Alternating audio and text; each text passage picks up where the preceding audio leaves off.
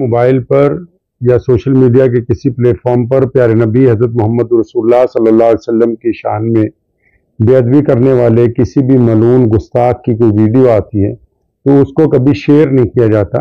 बल्कि जिस भी चैनल के ज़रिए और जिस भी राब्ते के ज़रिए वो वीडियो आती है, जो लोग उसको फैलाना चाहते हैं, उनकी ऑनलाइन रिपोर्ट की जाती है और उस वीडियो को डिलीट किया जाता है। हमेशा इस बात को ज़हन नशीन रखें कि बुराई को ख़त्म करने के लिए बुराई को फैलाया नहीं जाता है, बल्कि उसको रोका जाता है। तो सबसे पहले ये बात आप ज़हन नशीन कर लें, आप तमाम हज़रात। मैं देख रहा हूँ कल से कि नौज़ुबिल्लाह नबी अलैहिस्सलाम की शान में जिस बेअदब ने जो कि बार बार गुस्ताखियाँ करता आ रहा है,